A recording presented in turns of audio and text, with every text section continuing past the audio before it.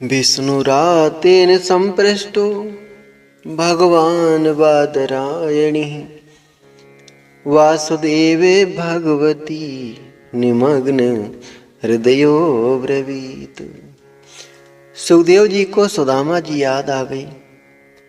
सुखदेव जी बोले, परीक्षित, तुमने बहुत उत्तम प्रश्न किया है। अब हम तुम्हें प्रभु के ऐसे ही दीन सखा की कथा सुनाते हैं, ध्यान से सुनो।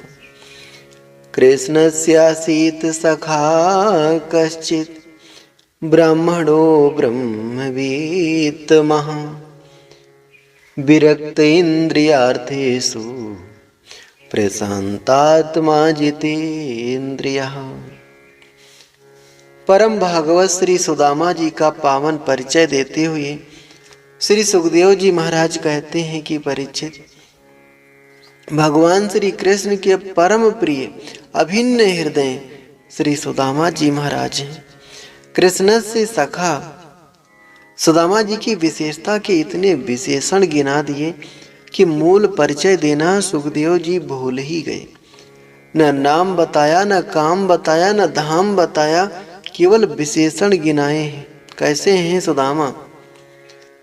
ब्रह्मणो ब्रह्मवित्तमाः, ये ब्रह्मवेत्ता ब्राह्मण हैं, ब्रह्म विद्वरष्ट हैं। केवल ब्रह्म विद नहीं है, केवल ब्रह्म वित्तर नहीं है, वरन ब्रह्मवित्तमाः, परम श्रेष्ठ ब्रह्म ज्ञानी, इंद्रियों के विषयों से एकदम विरक्त रहने वाले ब्राह्मण हैं।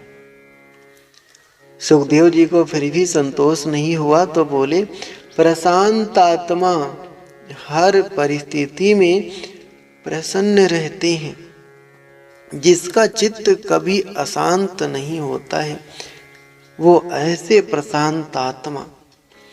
आगे विशेषण किया कि जितेंद्रिया, जितेंद्रिय हैं, जिसकी इंद्रियां सर्वथा उसके वशीभूत हों।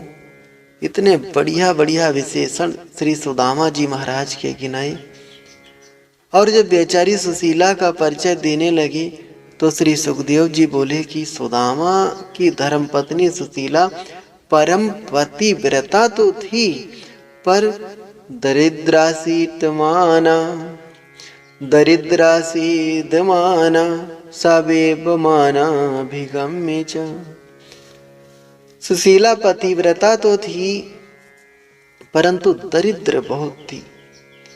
यहाँ सुदामा जी को तो दरिद्र नहीं कहा, फिर सुशीला को क्यों दरिद्र बता दिया? अब आप ही सोचो भाई, पति देव अगर डॉक्टर बन जाएं तो देवी जी अपने आप ही डॉक्टरनी कहलाने लगती। तो फिर सुशीला को दरिद्र क्यों नहीं, सुशीला को दरिद्र क्यों कहा, सुदामा जी को क्यों नहीं कहा?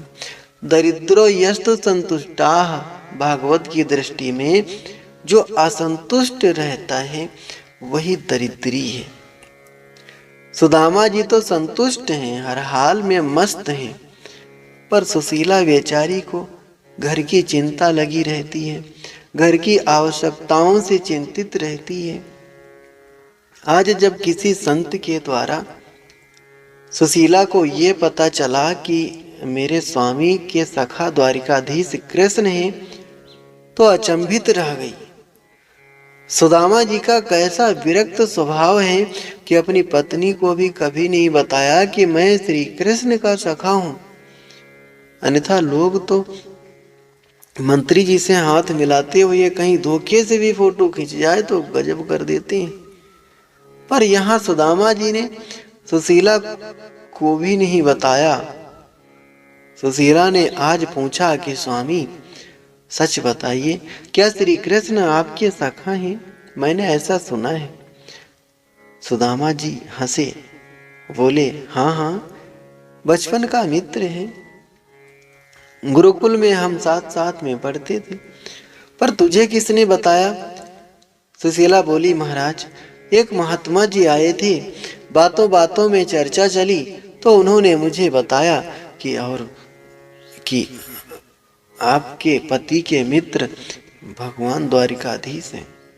आपने कभी नहीं बताया। ननु ब्रह्मन् भगवताः सखा साक्षात् श्रियापति ब्रह्मण्यश्च शरण्यश्च भगवान सत्वतर सभा। अरे मालूम है द्वारिकाधीश भगवान श्री कृष्ण जो हैं, जिन्हें आप अपना मित्र बता रहे हो, वो साधारण नहीं है, ब्राह्मणों के अनन्य भक्त हैं, ब्राह्मणों को बहुत मानते हैं, शरणागत वत्सल हैं, जो शरण में आ जाए उसे सब कुछ न्यौछावर कर देते हैं। ननु ब्रह्मन् भगवता सखा साक्षात् श्रियःपति ब्रह्मणश्च शरण्यश्च भगवान सत्वतरसभा। इतने बड़े ब्राह्मण भक्त दीन वत्सल हैं। महाराज, मेरी आपसे एक प्रार्थना है, एक बार आप अपने उन सखा से मिलने चले जाओ, और आप जाओगे तो पता है दास्यति द्रविणम भूरि सीदते ते कुटुंबिने। आप यदि मिलने जाओगे तो बहुत द्रव्य देंगे, इतना धन देंगे कि हमारी पीढ़ियों की भी दरिद्रता दूर हो जाएगी। सुदामा जी बोले, अरे बावरी, बचपन का मित्र और वर्षों के बाद आज मिलने जाऊंगा तो क्या उसके पास द्रव्य कमाने जाऊंगा, दरिद्रता रोने जाऊंगा? ऐसे तो मैं कभी नहीं जाने वाला। और मुझे तो ये भी नहीं मालूम है कि वो रहता कहाँ है। सुशीला समझ गई कि ये बड़े ही पक्के सिद्धांतवादी हैं। लेने देने की बात पर जोर डालूंगी तो ये जाएंगे भी नहीं। सुशीला बोली, नहीं नहीं, मेरा मतलब ये थोड़ी था कि धन मिल ही जाएगा। अरे मिले ना मिले, ब्राह्मण को तो हर हाल में प्रसन्न रहना चाहिए। मेरा मतलब तो सिर्फ इतना था कि एक बार मिलने अवश्य चाहिए।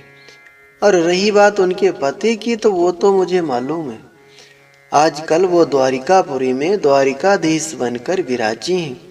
बड़ी महिमा है उनकी, द्वारिकापुरी में बड़ा वर्चस्व है। स्वामी, अपने लिए ना सही पर एक बार मेरे लिए मिलने जरूर जाइए।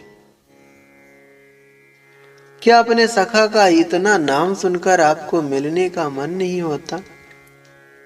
सुदामा जी बोले, अरे बावरी, तूने खूब मन की बात कही। मिलने को तो मेरा मन भी खूब होता है, और तू कह रही है तो आज तो और भी उतावलापन आ गया है। कई बार उसकी याद आई, मिलने का बहुत मन बनाया, फिर मैंने सोचा कि न जाने कहाँ होगा, कैसे मिलेगा। पर जब आज तू भी कह रही है तो अब मेरा मन भी खूब हो रहा है। मेरे मन में तो एक ही उत्कंठा है सुशीला, अयम ही परमो लाभ उत्तम श्लोक दर्शन। आजकल मैं अपने उस बाल सखा की चारों तरफ इतनी प्रशंसा सुन रहा हूं, तो मेरे मन में भी उसके दर्शन की बड़ी उत्कंठा हो रही है। परंतु सोचता हूं कि जब इतनी महिमा है तो अब तो वो बहुत बदल गया होगा। अब तो उसके ठाठ ही कुछ निराले होंगे, इसलिए उसके दर्शन की इच्छा तो मेरी भी है। बस यही एक परम लाभ मेरे मन में है। सुशीला बोली, तो फिर देर किस बात की, सोच क्या रहे हो, चलो अभी निकलो। सुदामा जी बोले, अरे सुशीला, ऐसे थोड़ी ही मुख उठाकर चला जाएगा। अरे बरसों के बाद अपने सखा के घर जाऊंगा तो खाली हाथ जाऊंगा। कुछ स्थान ऐसे होते हैं जहां पर खाली हाथ कभी नहीं जाना चाहिए, और जब घर में देखता हूं तो मुझे कुछ दिखाई ही नहीं पड़ रहा, तो अब क्या लेकर जाऊं। सुशीला बोली, चिंता न करो, मैं अभी प्रबंध करती हूँ। दौड़ कर गई और याचित्वा चतुरो मुष्ठीन् विप्रान् पृथुकुटण्डुलान्। याचित्वा चतुरो मुष्ठीन् विप्रान् पृथुकुटण्डुलान् चेलखण्डेन तान् बद्ध्वा भरत्रे प्रादादुपायनम्। सुशीला 4 ब्राह्मणों के घर जाकर एक एक मुट्ठी चावल उधार मांग लाई। 4 मुट्ठी चावल जैसे तैसे करके मिले। अब बांधे किसमें, तो घर में एक जीर्ण शीर्ण धोती मिल गई। उसी की 2-3 ताह मिलाकर उन 4 मुट्ठी चावल की पोटली बांधी और हाथ जोड़कर बोली कि स्वामी, बस यही तुच्छ भेंट अपने सखा को प्रदान करना, परंतु जब उनसे मिलो, जब उनसे भेंट हो, तो मेरा एक संदेश जरूर सुना देना। 1 मास 2 पात में 2 एकादशी होए, सो प्रभु दीन दयाल ने नित प्रतिदीनी मोय। हे गोपाल, आपके सभी उपासक वैष्णव महीने में 2 बार एकादशी का व्रत रखती हैं, पर मेरे घर में तो प्रतिदिन एकादशी ही बनी रहती है। जब भी मेरे बालक भोजन की इच्छा प्रकट करते हैं और खाने को कुछ नहीं दिखता है, तो मुझे कहना पड़ता है कि बेटा आज एकादशी व्रत है। तो प्रभु, इस घर में एकादशी का व्रत कब तक चलेगा? थोड़े से शब्दों में बड़े सुंदर भाव से सुशीला ने कह दिया। सुदामा जी बोले, अच्छा देवी, कह दूंगा। पोटली बगल में दबाई और चल पड़े। और प्रभु का तो स्वभाव यानी संकल्प है कि जो तू आए 1 पग, मैं आऊं पग 60। भगवान 60 कदम बढ़कर स्वागत करते हैं। उसके मार्ग के सारे विघ्न प्रभु अपने आप ही हरण कर लेते हैं। कोई भगवान के भक्ति की तरफ बढ़िए तो देखिए। सुदामा जी चले जा रहे हैं। संकल्प दृढ़ हो तो लक्ष्य निश्चित ही प्राप्त होता है। चलते चलते जब परिश्रांत हो गए तो एक पेड़ की छांव में थोड़ा विश्राम करने लगे। सुदामा जी को विश्राम करते जब भगवान ने देखा तो सोचा कि मार्ग कुछ तो सुलभ करें। तो भगवान ने ऐसी लीला की कि सोते हुए सुदामा को लाकर द्वारिका में सुला दिया। सुदामा जी की नींद खुली तो देखा, भैया ये हम कहाँ आ गए, ये महल अटारी कैसे दिख रहे हैं। एक पथिक से पूछा, भैया हमें द्वारिका जाना है, मार्ग बता दोगे? पथिक हंसता हुआ बोला, पंडित जी आप द्वारिका में ही तो खड़े हो। सुदामा जी ने कहा, बड़ा आश्चर्य है, इतनी जल्दी आ गए। भैया यदि ये द्वारिका है तो यहाँ हमारा कन्हैया कहाँ मिलेगा? पथिक बोला, ये कन्हैया कौन है? पता ठिकाना कुछ बताओ, मकान नंबर, गली नंबर, मोहल्ले का नाम। सुदामा जी घबराए, तू हमारे कन्हैया को नहीं जानता है? देख भैया, ये तो हमारे बचपन की बात है। उसका नाम तो श्री कृष्ण चंद्र है। वो हमारे बचपन का मित्र है, इसलिए हम उसे कन्हैया कहते हैं। वो पथिक तो नाम सुनते ही उछल पड़ा, तुम हमारे महाराज का नाम ले रहे हो? अरे ब्राह्मण, उनका नाम लेने से पहले पता है कितने विशेषण लगाए जाते हैं? अनंत श्री समलंकृत छत्रपति राजमूर्ति धर्म चक्रवर्ती सर्वेश्वरेश्वर सर्वतंत्र स्वतंत्र गौ विप्र प्रतिपालक विश्व वंदी श्री श्री श्री महाराजाधिराज द्वारकाधीश्वर श्री कृष्ण चंद्र जी महाराज। और तुम न जाने कैसा ये विचित्र नाम बोल रहे हो, ये तो हमने पहली बार सुना है।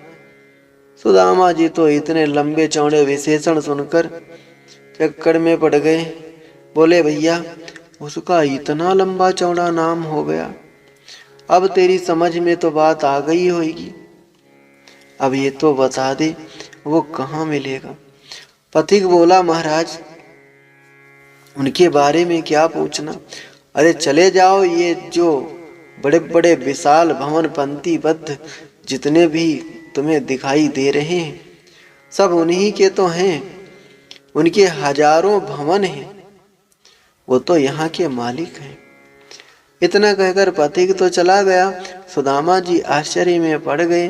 उन विशाल भवनों को देखते देखते आगे बढ़े तो बड़ा ही जगमगाता हुआ एक दिव्य भवन नजर आया, जो भगवती रुक्मिणी जी का था। उसी में चले गए, घुस गए। भागवत के अनुसार तो सुदामा जी सीधे अंतापुर तक गए, लेकिन प्रसिद्ध है, कवियों ने बड़ा सुंदर भाव सजाया है कि जब द्वारपालों ने पूछा, महाराज किससे मिलना है, सुदामा जी हाथ जोड़कर बोले, भैया अंदर जाकर बस इतना कह दो, तेरे बचपन के सखा सुदामा मिलने के लिए आए। अरे द्वारपालों, कन्हैया से कह दो कि मिलने सुदामा गरीब आ गया है। द्वारपाल तो अचंभित रह गया, आप हमारे महाराज के सखा हो? सुदामा जी बोले, हाँ हाँ, बचपन के मित्र हैं। द्वारपाल ने सोचा कि भगवान की लीला कुछ समझ में तो आती नहीं, कब कौन किस रूप में चला आए, देखने में तो लग नहीं रहा है, पर जब बता रहा है तो हमें क्या परेशानी है, पूछ लेते हैं। कहा कि विराजिए, हम अंदर खबर करते हैं।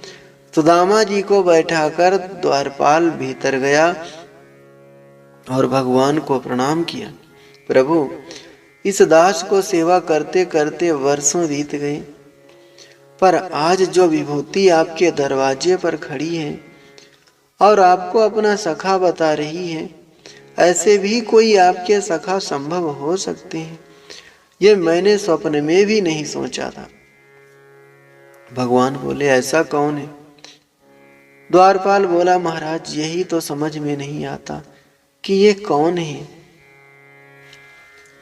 शीस पगा न झगा तन पे, प्रभु जाने को आई बसे के ग्रामा। शीस पगा न झगा तन पे, प्रभु जाने को आई बसे के ग्रामा। धोती फटी सी लटी दुपटी, और पाई अपान की नहीं सामा। द्वार खड़ो दुज दुर्बलेक, द्वार खड़ो दुज दुर्बलेक। रहो चकी सो वसुधा अभिरामा। पूछत दीन दयाल को धाम, बतावत आपनु नाम सुदामा। जो प्रभु के कान में सुदामा नाम पड़ा कि भगवान अपने सिंहासन से कूद कर दौड़े। पीतांबर नीचे गिर गया, पादुका पहनना भूल गए, दोनों भुजा पसारे सुदामा सुदामा पुकारते दरवाजे को भागते चले गए। सारी सभा सावधान हो गई, ऐसी कौन सी विभूति आई जिसके नाम पर इतने उतावले आतुर होकर प्रभु जा रहे हैं। अरे इस दरबार में ब्रह्मादिक देवताओं को भी आते हुए हमने देखा है, पर आज तक जो आए हैं उन्होंने अपना सिर झुकाया है, मुकुट नवाए हैं, पर इतनी आतुरता प्रभु में कभी नहीं दिखाई पड़ी।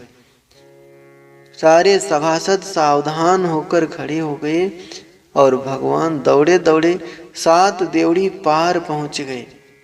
सेवक प्रभु के पीछे पीछे भागे। दरवाजे पर खड़े सुदामा जी अनेकों प्रकार के संकल्पों विकल्पों में गोते लगा रहे कि न जाने पहचान पाएगा या नहीं, उसे याद भी होगा कि नहीं, नाम भी स्मरण होगा कि नहीं। अनेक प्रकार के विकल्प चल रहे। जो भगवान ने दरवाजे पर खड़े सुदामा जी को देखा कि लपक कर दौड़ कर भुजा पास में हृदय से कस कर दबा लिया।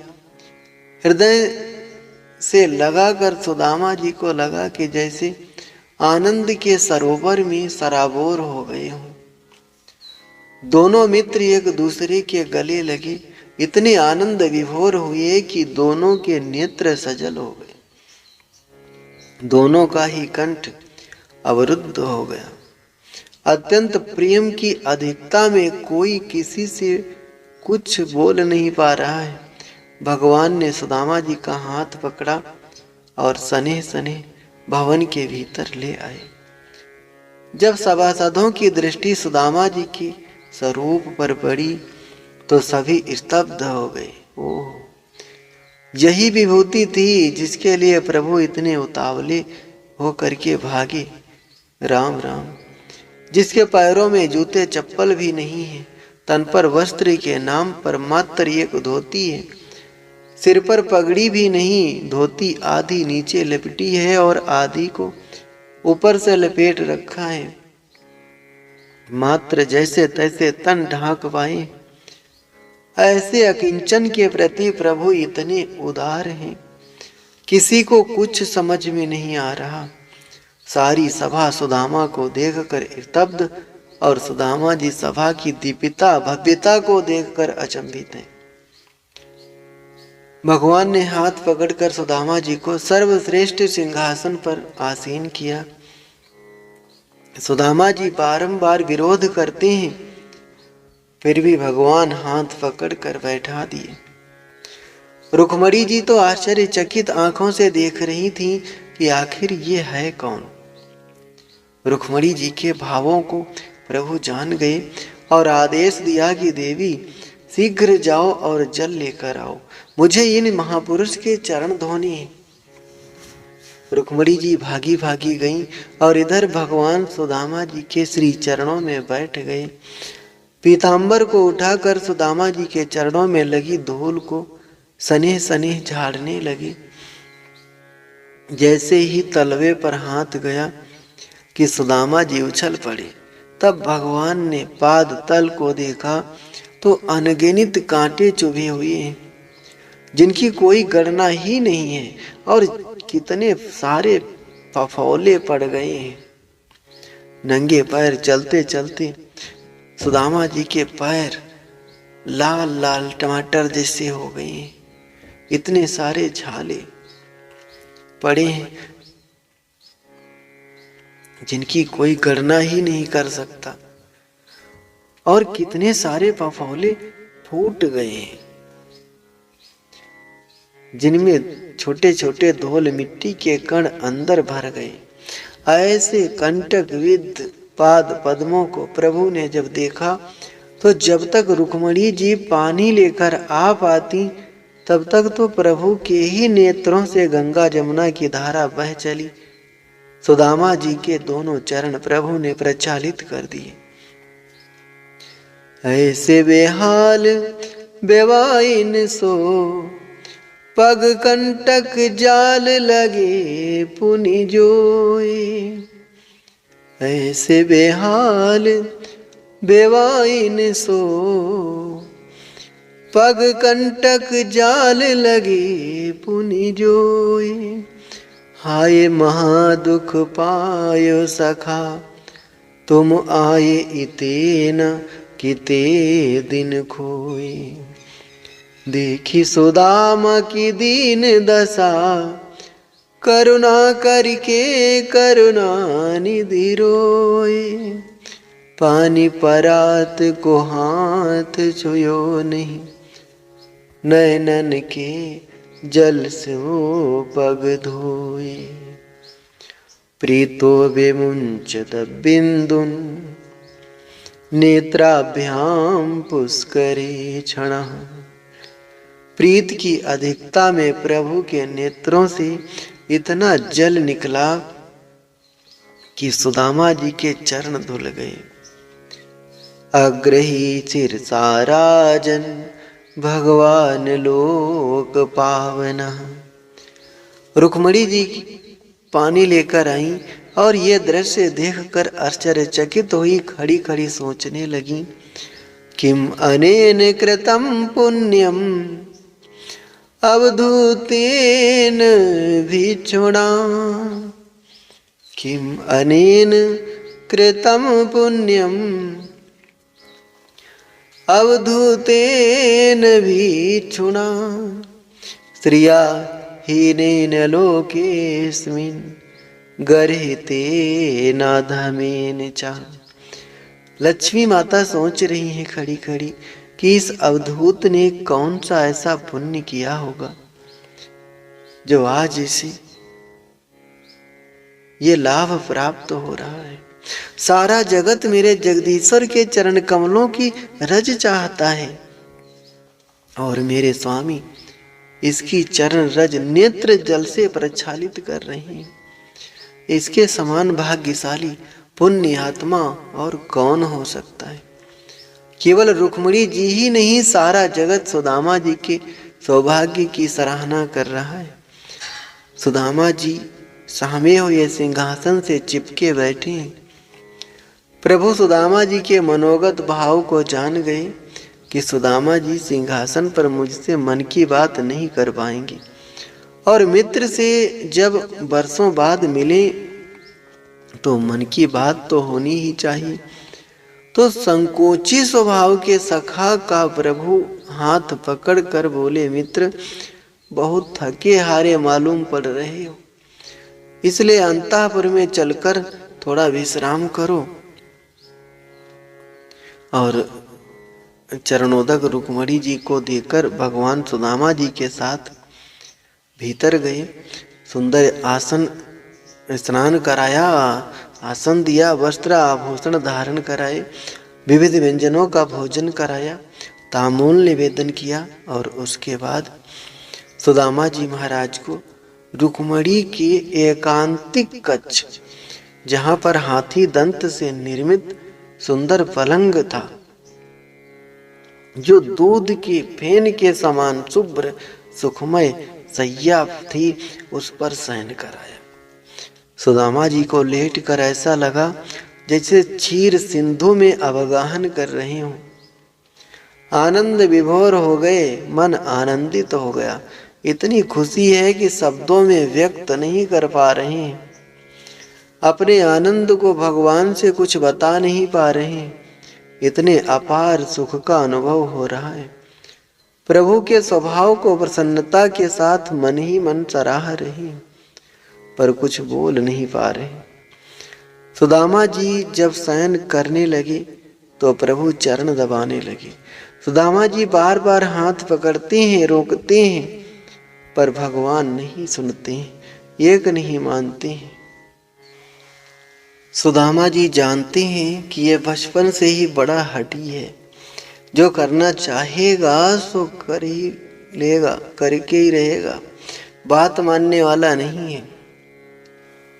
पर रुक्मिणी जी ने देखा जब मेरे स्वामी चरण सेवा कर रहे हैं तो मुझे भी तो इस महापुरुष की कुछ सेवा करना चाहिए। तो एक पंखा उठाकर ले आई और एक किनारे खड़ी होकर हवा करने लगी। देवी परे चरत साक्षात चामर व्यजनेन वे। देखो तो इस अवधूत की क्या ठाठ है। साक्षात लक्ष्मी जी पंखा चला रही, साक्षात लक्ष्मीपति चरण दबा रहे हैं। इस संसार में इससे बड़ा संपन्न और कौन हो सकता है। लक्ष्मी नारायण दोनों ही सेवा में समर्पित हैं। भगवान कहना चाहते हैं कि कोई सुदामा जैसा बने तो सही। निर्पे रक्षम मुनिम शांतम निर्वैरम समदर्शनम। भगवान तो उसकी चरण रज से स्नान करने के लिए तैयार हैं। कोई निरपेक्ष बनकर तो देखे। सुदामा जी की सेवा में आज प्रभु समर्पित हैं। अचानक चरण दबाते हुए प्रभु ने पूछा कि मित्र, बहुत वर्षों के बाद आपके आज दर्शन हुए। अब पहले तो मुझे ये बता दो कि तुम्हारा विवाह हुआ कि नहीं। अब भगवान तो चाहते हैं कि हम दोनों मित्र उसी बचपन की अवस्था में पहुंच जाएं, जहां गुरुकुल में खूब हास परिहास किया करते थे, और बचपन का मित्र बुढ़ापे में मिल जाए तो बुढ़ापा भी उस समय भूल जाते हैं और सारा बचपन आंखों में नाचने लगता है। उस दिन ये हुआ था, उस दिन ये हुआ था, बचपन की सारी यादें ताजा हो जाती। तो भगवान ने सबसे पहला प्रश्न यही किया, अपि ब्रह्मन् गुरुकुलाद भवता लब्ध दक्षिणात् समावृत्तेन धर्मज्ञे बार्योढ़ा सदृशी नवा। मित्र, पहले तो ये बताओ कि तुम्हें कोई तुम्हारे अनुकूल भारिया मिली? इस बात पर सुदामा जी थोड़े से शर्माए और इशारे में बोले कि भैया, शादी के अलावा तुझे और कोई बात पूछने के लिए नहीं मिली थी। भगवान बोले, ये प्रश्न इसलिए पूछ रहा हूं क्योंकि तुम बचपन में हमेशा बाबा पने की बातें किया करते थे, इसलिए डर है कि कहीं वास्तव में विरक्त होकर फक्कड़ तो नहीं बन गए। सुदामा जी बोले, नहीं कन्हैया, ऐसी कोई बात नहीं। विवाह तो हो गया है। तेरी भाभी का नाम है सुशीला, और जैसा नाम है वैसे ही उसका काम है। बड़ी सुशील स्वभाव की है, इसलिए जीवन की गाड़ी बड़े आनंद से चल रही है।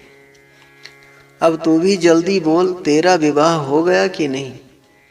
भगवान हंसकर बोले कि अब मित्र, हमारी मत पूछो, हम तो बाद में इकट्ठा बता देंगे।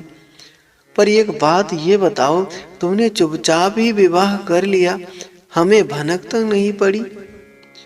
अब पहले ये बताओ कि जब यहाँ हमसे मिलने के लिए आए थे तो भाभी जी ने तो जरूर कुछ बताया होगा। सुदामा जी बोले, हाँ हाँ लाला, सच बात तो ये है कि तेरी भाभी ने ही मुझे भेजा है। भगवान बोले, ओह परम सौभाग्य, इसका मतलब भाभी जी हमारे बारे में सब कुछ जानती, आपने ही बताया होगा उन्हें हमारे बारे में, उन्होंने हमारे पास भेजा है तो बड़ी कृपा की। परंतु यदि भाभी जी ने आपको हमारे पास भेजा है तब तो हमारे लिए कुछ खाने पीने के लिए जरूर भेजा होगा। अब सुदामा जी की धड़कन तेज हो गई। हे भगवान, 4 घर के मांगे हुए चावल और अलग अलग घर के चावल हैं, अलग अलग प्रकार के चावल तो अलग ही समझ में आ जाएंगे। अब ये इतना बड़ा राजाधिराज है, इसको मांगे हुए चावल कैसे दे दूं? ये देखेगा तो क्या कहेगा, ये भिखमंगा क्या लेकर आ गया। संकोची स्वभाव के सुदामा जी सहम गए और बगल में पोटली को जोर से दबा लिया। हाथ जोड़कर बोले, कन्हैया, हमारे पास क्या रखा है जो तेरे लिए लाते? भगवान बोले, देखो ऐसी बातें मत करो, अगर लाए हो तो बता दो, नहीं लाए हो तो कोई बात नहीं, बात खत्म। सुदामा जी बोले, तो सच सच बताऊं, मैं कुछ नहीं लेकर आया। भगवान हंसकर बोले, वाह मित्र, मालूम पड़ता है तुम्हारे बचपन की आदतें अभी भी गई नहीं। बचपन की बातें याद तो हैं? सुदामा जी बोले, एक एक याद है। भगवान बोले, तब तो वो भी याद होगा कि जब एक दिन हम आप दोनों जंगल में समिधा बीनने गए थे। सुदामा जी बोले कि हाँ हाँ सब याद है। जंगल में उस दिन कितनी भयंकर बारिश हुई थी, पूरा जंगल पानी से भर गया था। सुदामा जी ने कहा, मित्र फिर तो ये भी याद होगा कि उस दिन एक दूसरे का हाथ पकड़कर घूम रहे थे तो दिग्भ्रमित हो गए थे, इधर से उधर भटक रहे थे और रास्ता नहीं सूझ रहा था, गुरुकुल का मार्ग भूल गए थे। सुदामा जी बोले, कन्हैया कितनी भयंकर सर्दी पड़ी, सारी रात वृक्ष के ऊपर बैठकर बितानी पड़ी, उस रात को कोई कैसे भूल सकता है। भगवान बोले, तुम्हें याद तो सब कुछ है, तब तो ये भी याद होगा कि उस दिन सर्दी में तुम्हारे दांत कितनी जोर से टकरा रहे थे। अब सुदामा जी समझ गए कि ये पोल पट्टी खोलने वाला है, तो बड़ी जोर से हंसकर बोले, कन्हैया तो रहने दे उन बचपन की बातों को, वो तो विद्यार्थी जीवन के आनंद ही कुछ और थे। इस तरह सुदामा जी ने हंस करके प्रसंग बदल दिया। सुदामा जी बोले कि कुछ भी हो जाए कन्हैया, पर उस दिन सब जब अपने लोग गुरुकुल में नहीं पहुंचे तो गुरुजी कितनी चिंता में पड़ गए, रात भर सो नहीं पाए। कृष्ण सुदामा चिल्लाते हुए सारे विद्यार्थियों के साथ रात भर ढूंढते रहे और जब पानी में भीगे अपने लोग मिले तो देखते ही गुरुजी ने दौड़कर गले से लगा लिया। कितना वात्सल्य गुरुजी के अंदर था। अहो हे पुत्र का यूयम अस्मदर्थेति दुःखिता आत्मा वे प्राणिनां प्रेष्ठस्तमना धृतिमत्परा। अरे बच्चों, तुमने मेरे लिए बहुत दुख उठाया। रात भर इस भयंकर बरसात में भीगे वस्त्रों से सर्दी में ठिठुरते रहे। तुम लोगों ने कितना कष्ट उठाया। मेरी सेवा में आज आज्ञा पालन करने के लिए प्राणों की बाजी तक लगा दी। ऐसा ही शिष्य होना चाहिए। सुदामा जी बोले, कन्हैया, गुरुजी कितने प्यार से बोले थे कि बच्चों, तुमने मेरे लिए रात भर सर्दी में ठिठुर कर जो कष्ट पाया है, हम तुम्हारी गुरु भक्ति से बहुत प्रसन्न हैं। तुष्टो हम भो द्विज श्रेष्ठा संत्याह संतु मनोरथा। सुदामा जी कहते हैं, मित्र, याद है गुरुजी ने कितना भाव विभोर होकर आशीर्वाद दिया था कि बच्चों, हम तुम दोनों से बहुत प्रसन्न हुए, तुम्हारे सारे मनोरथ सिद्ध हों, और ये भी कहा कि मेरे गुरुकुल में रहकर तुमने जितने शास्त्रों का अध्ययन किया है, जो भी विद्या ग्रहण की है, आजीवन तुम्हें ये विद्या विस्मृत नहीं होगी। भगवान बोले, मित्र, तुम्हें तो एक एक वचन याद है। क्यों ना हो, गुरुदेव का स्नेह इतना अधिक था, उसे हम कभी नहीं भूल सकते। भगवान फिर बोले, मित्र, आदतें तुम्हारी फिर भी वही है। सुदामा जी बोले, क्या मतलब? भगवान बोले, मतलब सीधा सा है कि भाभी जी ने कुछ भेजा है कि नहीं। सुदामा जी बोले कि फिर घुमा फिरा कर भाभी जी पर आ गया। अरे भैया, जब एक बार मना कर दिया तो बार बार क्यों पूछ रहा है?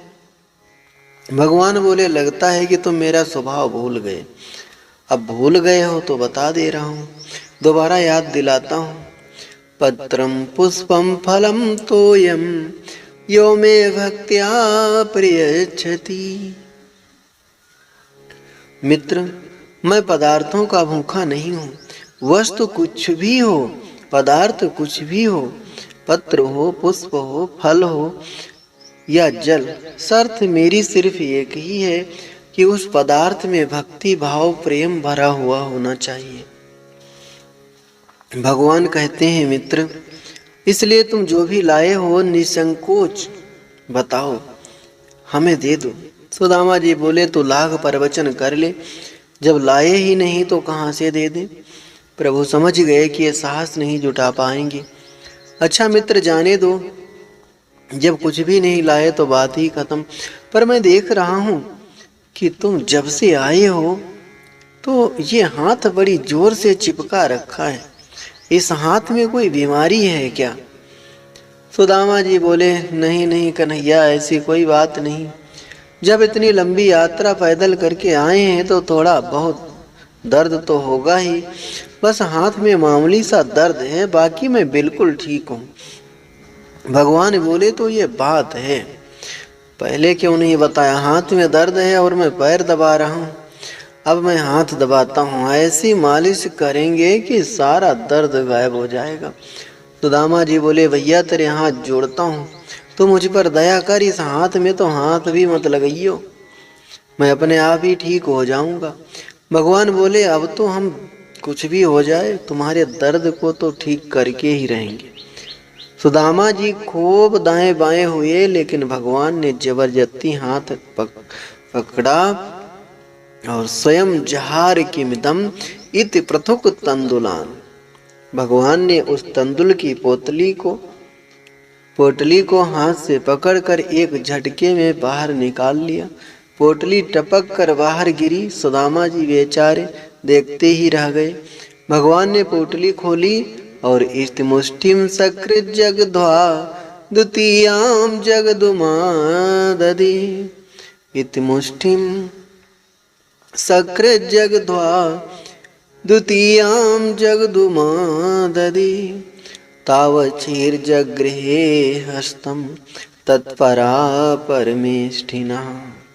एक मुट्ठी चावल भगवान ने अपने श्री मुख में डालकर संकल्प लिया कि इस एक मुट्ठी तंदुल के बदले एक लोक का साम्राज्य सुख प्रदान करता हूँ।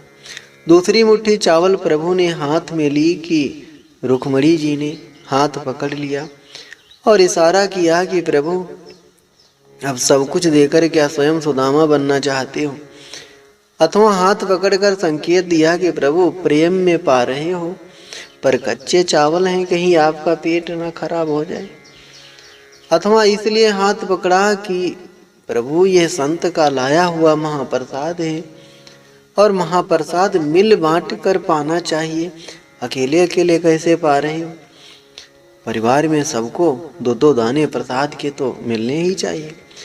भगवान ने वो तंदुल पोटली रुक्मणी जी को सौंप दी। अच्छा जाओ ये प्रसाद सबको वितरण करो। रुक्मणी जी वितरण करने गईं और भगवान ने एकांत पाकर पूछा कि मित्र, इतना दिव्य प्रसाद इतनी देर तक छुपाए रखा, यदि भाभी जी ने हमारे लिए कुछ प्रसाद भेजा है तो कुछ ना कुछ संदेश भी भेजा होगा। सुदामा जी को याद आ गया, हाँ कन्हैया ये तूने खूब याद दिला दी, मैं तो बिल्कुल भूल ही गया था। एकांत पाकर सुदामा जी ने सुना दिया कि कन्हैया, एक मास दो पात में दो एकादशी होए, सो प्रभु दीन दयाल ने नित प्रतिदिन ही मोए। सुशीला भाभी का संदेश सुनते ही प्रभु के नेत्र सजल हो गए।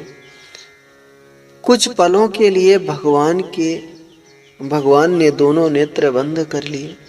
सुदामा जी को लगा कि ये मैंने क्या सुना दिया, और क्षण भर में भगवान ने नेत्र बंद करके चमत्कार कर दिया। सुशीला जी को प्रत्युत्तर भिजवा दिया कि भाभी जी होनी थी सो हो गई, पर अब नहीं ऐसी होनी थी सो हो गई, पर अब नहीं ऐसी हो। भाभी तेरे भवन में नित्य द्वादशी हो, तुझे देते नहीं देखा मगर झोली भरी देखी। देने वाले को भी पता नहीं चला कि किसने दे दिया। सुदामा जी ने प्रसंग बदलते हुए कहा, कन्हैया तूने मेरे घर की एक एक बातें पूछ ली, लेकिन अपने बारे में कुछ नहीं बताया। तूने शादी विवाह किया कि नहीं? भगवान बोले, अब ये हम क्यों बताएं, जब घर में ही बैठे हो तो सीधे आपसे मिलवा ही देते हैं। सुदामा जी ने कहा, ये तो बहुत अच्छी बात है। भगवान बाहर जाकर रुक्मणी जी से बोले कि जाओ सबसे जाकर कहो कि आशीर्वाद ले जाएं, ये सिद्धि विभूति हैं, बड़ी दुर्लभ है इनके दर्शन। रुक्मणी जी ने जाकर रानी पटरानियों को सूचना पहुंचा दी। सब दौड़ी भागी चली आई। रुक्मणी जी ने प्रणाम किया, महाराज जी नमो नारायण। सुदामा जी भगवान को देखने लगे, भैया परिचय तो करा दे, कौन है ये? भगवान बोले, ये हमारी धर्म पत्नी है। सुदामा जी ने आशीर्वाद दिया, सौभाग्यवती भव, पुत्रवती भव, पति प्रिया भव, ढेर सारे आशीर्वाद दिए। फिर सत्यभामा आई, महाराज जी प्रणाम। सुदामा जी फिर भगवान की तरफ देखने लगे, अब ये कौन आ गई? भगवान हंसकर बोले, मित्र ये भी हमारी धर्म पत्नी। सुदामा जी ने कहा, अच्छा समझ गया, दो दो विवाह कर रखे, बड़ी अच्छी बात है, बड़े ठाठ हैं भैया तेरे। सौभाग्यवती भव, पुत्रवती भव, पति प्रिया भव। पीछे से कालिंदी भागी चली आई, महाराज जी प्रणाम। सुदामा जी ने पूछा, लाला अब ये कौन आ गई? भगवान हंसकर बोले, मित्र अब बार बार मत पूछो, इस समय जो भी प्रणाम करें सब हमारी धर्मपत्नी। सुदामा जी बोले, तो क्या 10-50 हैं? भगवान बोले, मित्र मुझे बताने में बड़ी शर्म आती है, जितनी हैं सब सामने आ रही, तुम आशीर्वाद दे रहे हो तो अपने आप ही गिन लेना। सुदामा जी ने कहा कि हाँ, हम सभी को आशीर्वाद देते जाएंगे और गिनते जाएंगे, तो सबको बुला के ले आ। सुदामा जी ने सोचा था कि ज्यादा से ज्यादा 10-50 होंगी, लेकिन यहाँ तो बड़ी लंबी पंक्ति लगी, लाइन लगी। सुदामा जी का तो सौभाग्यवती भव पति प्रिया भव कहते कहते गला बैठने लगा। आशीर्वाद देते देते हाथ दुखने लगे। गिनते गिनते खोपड़ी गर्म हो गई। जब संख्या ज्यादा बढ़ने लगी तो सौभाग्यवती भव कहना भी मुश्किल पड़ गया। संक्षेप में ही भव भव भव फटाफट आशीर्वाद देने लगे। 5000 तक जब संख्या पार कर गए तो घबरा कर बोले, भैया अब जल्दी बता, अभी कितनी बाकी? भगवान हंसकर बोले, अभी तो आधी भी नहीं आई। अब तो दबे स्वर से बोले, कन्हैया तेरी लीला मेरी समझ में नहीं आती है, तू मुझ पर दया कर और सच सच बता दे, पूरी संख्या कितनी? भगवान हंसकर बोले, मित्र पूरी संख्या 16,108 है। सुनते ही सुदामा जी सहम गए। बोले, कन्हैया तूने तो मेरा कल्याण कर दिया। 5000 को आशीर्वाद देने में तो मेरा गला बैठ गया, हाथ दुखने लगे और 1000 तक तो मेरी आवाज ही बंद हो जाएगी। अब भगवान बोले, तुमने तो हमारे घर में लड़ाई करवा दी, बिना आशीर्वाद की तो सब बुरा मान जाएंगी। सुदामा जी ने कहा, यह भी सही है, तो एक काम कर, देख ये सब तेरी अर्धांगिनी और तू सबका अर्धांग, तू सबकी जगह मुझको प्रणाम कर ले और मैं तुझे इकट्ठा आशीर्वाद दे दूं, बस सबको आशीर्वाद मिल जाएगा। भगवान बोले, हाँ मित्र ये बात सही रहेगी। सबके साथ मिलकर प्रभु ने प्रणाम किया और सुदामा जी ने इकट्ठा आशीर्वाद दे दिया। सुदामा जी गदगद होकर द्वारिकाधीश से बोले कि लाला, हमने एक शादी की और तुझे नहीं बुलाया तो तूने उलाहना दे दिया, और तूने इतनी सारी शादी की, मुझे एक भी विवाह में नहीं बुलाया। तब तुझे अपने मित्र की याद नहीं आई? अरे एक में भूल जाता तो दूसरे विवाह में बुला लेता। भगवान हंसकर बोले, मित्र विवाह की तारीख यदि पक्की होती तो सबसे पहले मेहमानों में आप ही पधारते, पर क्या करें, जब भी हुआ तो सीधे विवाह हुआ, पहले से तारीख कभी भी पक्की नहीं हुई। सुनकर सुदामा जी बड़े प्रसन्न हुए। बोले, भैया तेरी बचपन से ही लीला बड़ी विचित्र है, तुझे कौन समझ सकता है। भगवान ने बड़ा भारी दिव्य भव्य सब प्रकार से सुदामा जी का स्वागत किया।